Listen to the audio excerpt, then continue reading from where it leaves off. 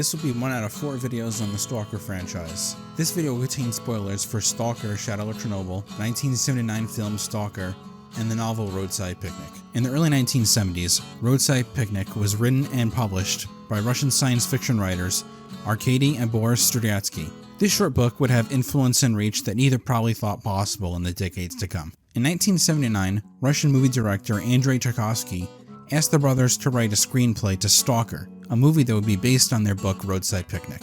This movie, like the book, would have great influence in the future. At the start of the new millennium, a Ukrainian video game developer announced their game heavily influenced by both these works. In 2007, that game was finally published. Stalker, Shadow of Chernobyl, a video game that was inspired by both the movie that it's named after and the book that started it all. All 3 of these would go on to influence someone else's franchise, but that's a video for another day.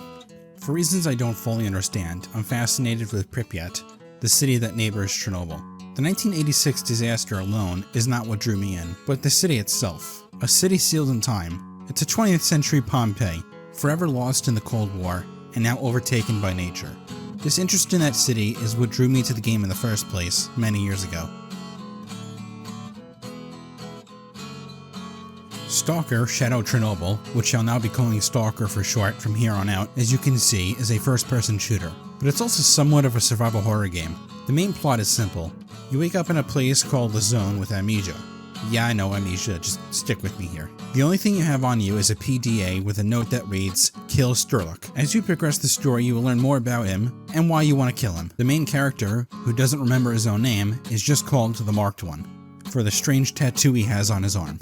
While he might be the main character of the game, the true main character is the Zone. The Zone is a large area that surrounds the Chernobyl power plant.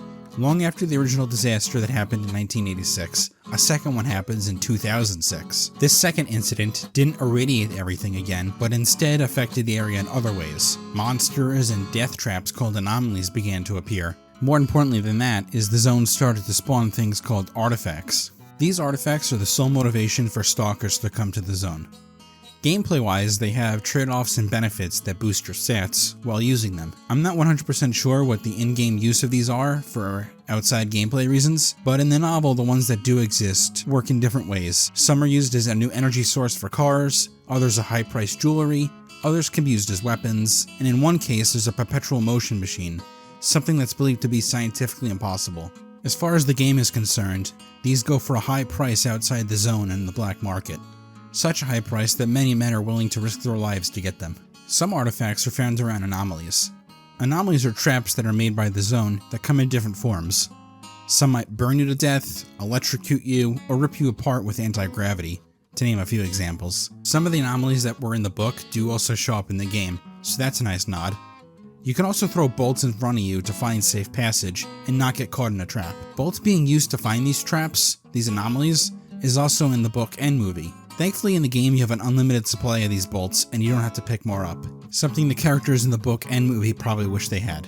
One artifact trumps them all though, and many don't even believe it to be real. It's said to be found in the heart of the Zone, inside the Chernobyl power plant itself, the Wish Granter. Anyone who finds it will be granted any wish they desire. Many have died looking for this. Others have left penniless and defeated. The most unfortunate are said to have been brainwashed into a cult that lives in the Red Forest. In the novel, the Wish Granter is said to be a large golden sphere. In the movie, it's depicted as a room that you enter. As for the game, well, I guess I'm getting a little too far ahead of myself, aren't I? The Zone attracts stalkers to it with its idea of gaining vast amounts of wealth, or making their greatest wish come true. Countless have died, many have become trapped, and others join the warring factions or become bandits. This is the case for those who enter the Zone illegally. The border of the Zone is patrolled by Ukrainian armed forces. They do in some circumstances enter the Zone proper, but they mostly just stay on the border outside and keep people out and keep anyone who's in from leaving. People who are already in the Zone illegally are seen as contaminated by the Zone and not allowed back out. Both the main quest and the side quest will have you traveling all over the Zone. You'll be doing a lot of walking back and forth without any fast travel. You can't ever keep your guard down when you're outside of populated areas. This leaves you to become more intimate with the area and always on your toes.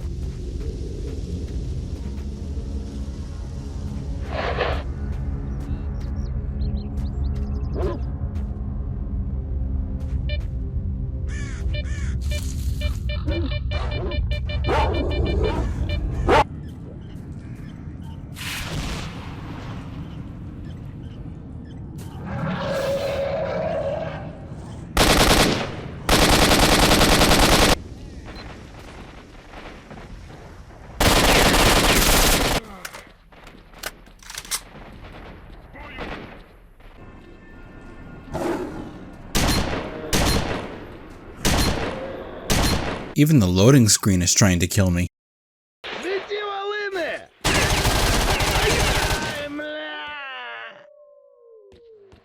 However, in the game, unlike the novel and film, once you know the safe locations on the map, they almost never become dangerous. So once you know where the safe spots are, you can more or less sprint from point A to point B. The minimap on screen also removes some of the tension, as you always know how many NPCs, whether good or bad, are in the area. A point made in the novel is that you can't ever become too complacent in the zone. You can travel the same street 100 times and live, but be killed on your 101st. The Stalker in the film also says that you can never go back the same way you came, or you will definitely be killed.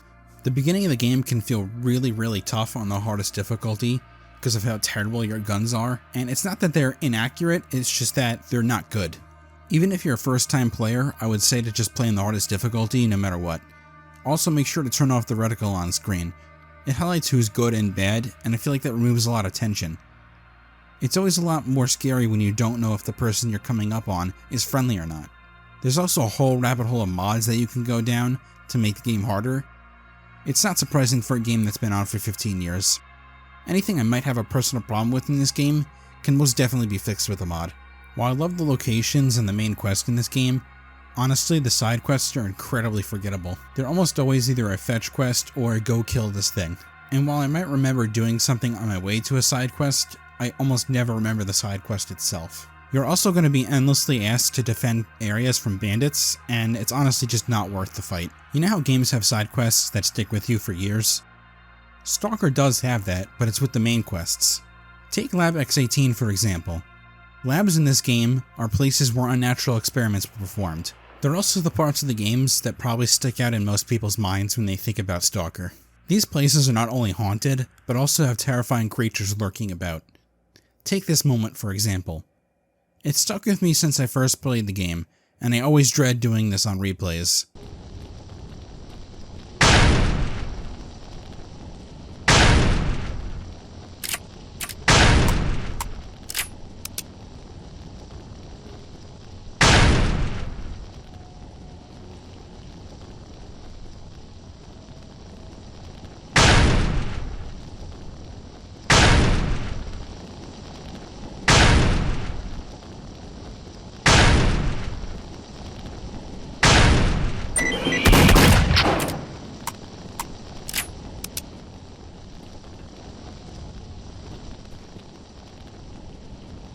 Man, what a good fake out. I love it. This is what I mean when I say that the game keeps you on your toes.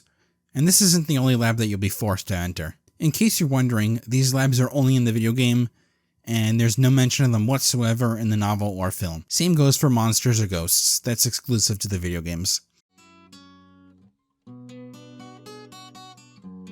Now let's talk about shooting. This is a first-person shooter after all. The gunfights you get to in Stalker can range from really intense to a shooting gallery. For example, I entered this base with low ammunition. I had to be quick and stay hidden to get my kills, and then loot from dead soldiers before others gunned me down.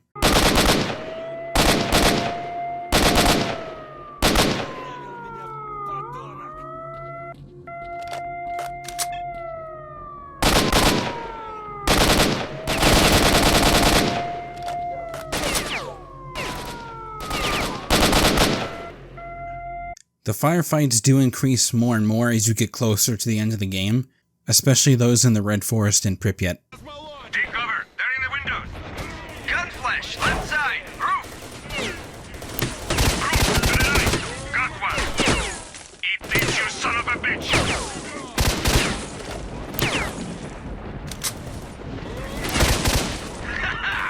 Next!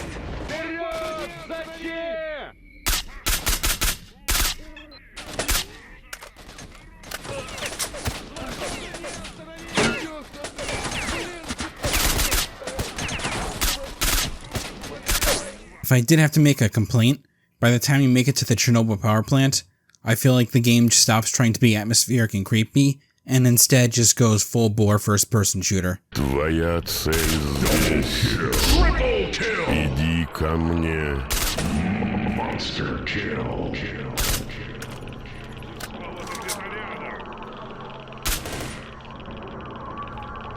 Holy shit. While the NPC AI is good at shooting at you and flanking, they also lack a bit of self-preservation, and sometimes just run right into your gunfire.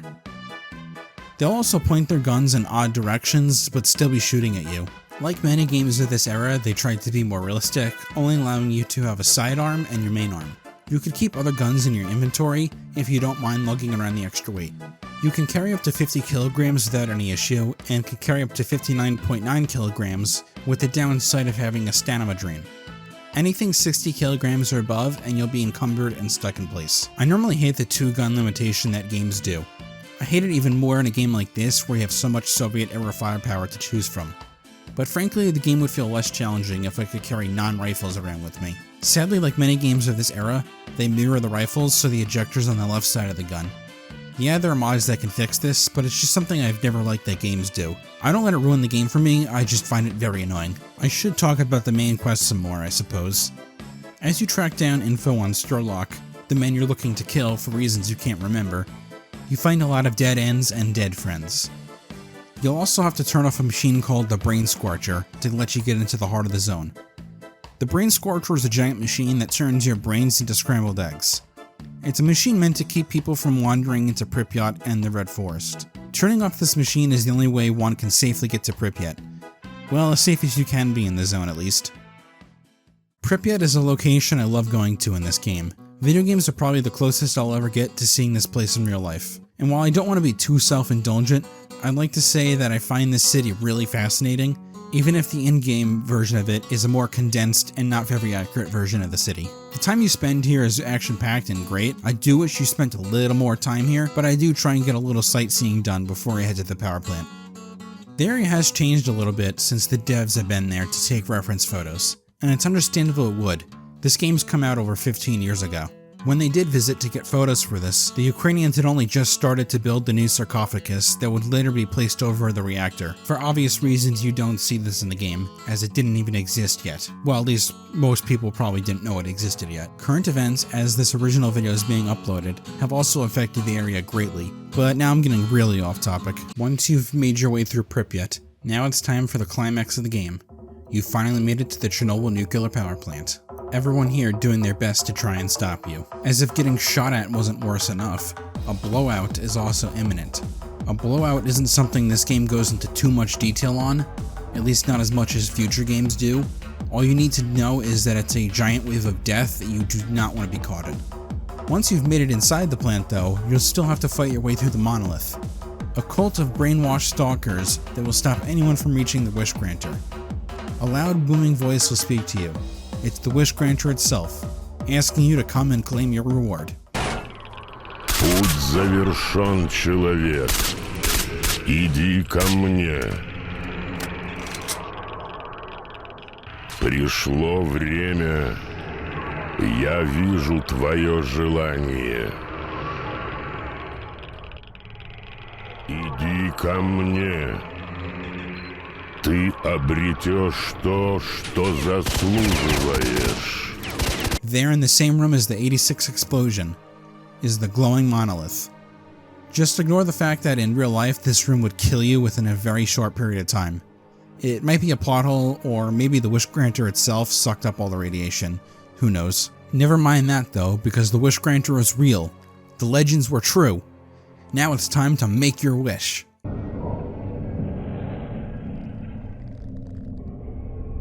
I want the zone to disappear.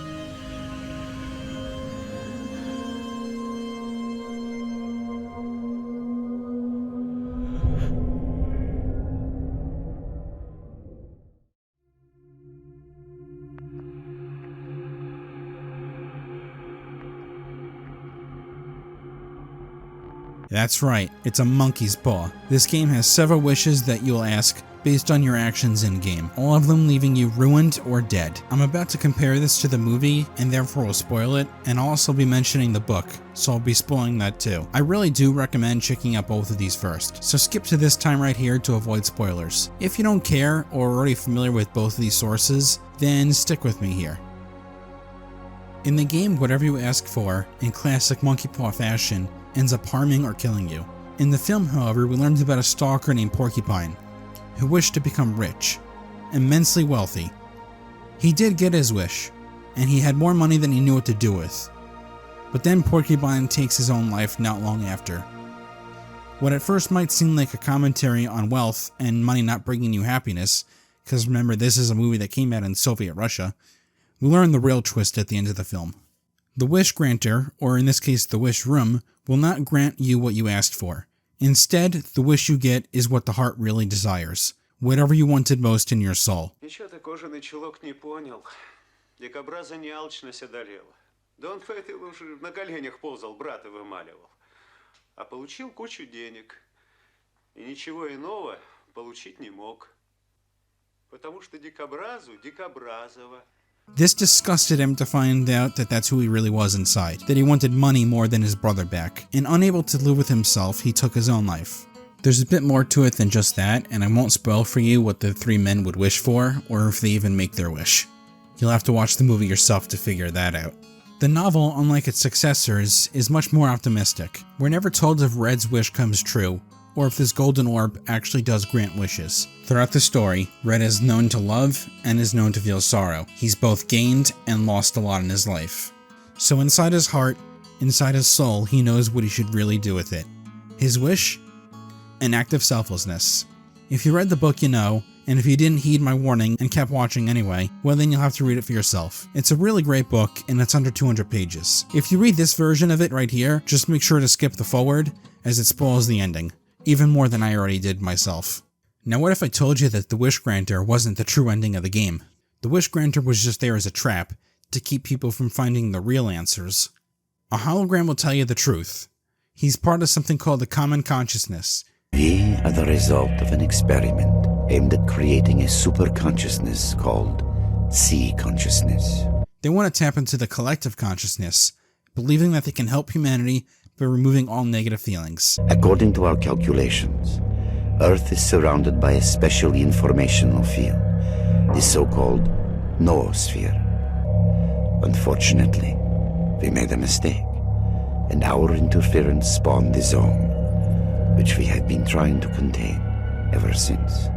They had used the Chernobyl power plant thinking that they could do this work without being interfered with. The ideas of the noosphere, the collective consciousness, and the collective unconsciousness are all pretty interesting, whether you believe in them or not. I won't go too far deep into them right now, but if you want more information on it, here you go.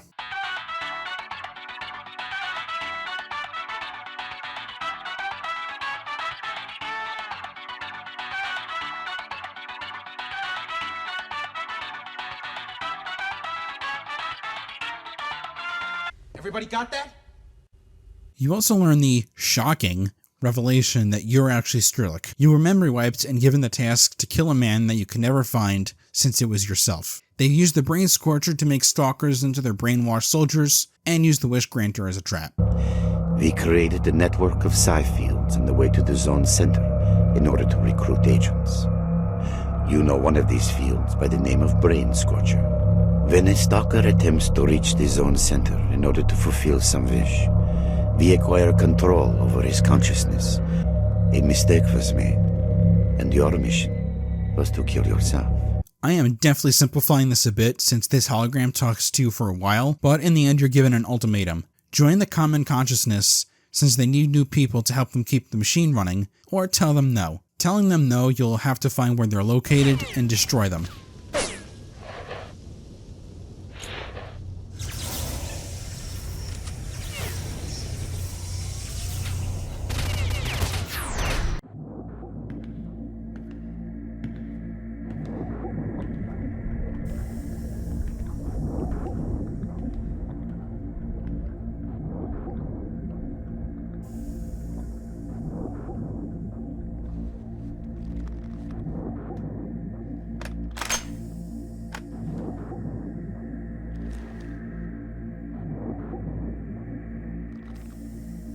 You destroy the pods they're in, and therefore destroy the Common Consciousness project. They had it coming as far as I'm concerned. Stalker Shadow Chernobyl is a great game and still holds up all these years later. Some models are a little bit dated, and it's not without its bugs and Eurojank, but I've built up a tolerance to that at this point. One-liners from this game are still burned into my mind. I said come in, don't stand there. I said come in, don't stand there. I said come in, don't stand there. Hello? Hello? Hello? Hello? Hello? Hello? Hello? Hello? Get out of here, Stalker. Get out of here, Stalker. Get out of here, Stalker. Get out of here, Stalker. Anytime I boot this game up, I always fall in love with it again, and find myself enjoying it even more. And I haven't even played the game modded. You what? I know, diehard fans will say that that's a great sin, and they can't believe I haven't done that, but I do know if I mod this game, I'm probably never coming back. I already chased that dragon with another radiated filled adventure. It's a game that's worth your time to play. Play it if you haven't, and boot it up again if you own it already. The prequel Clear Sky, on the other hand, well, I guess I'll have to tackle that in the next one, won't I? Take care for now.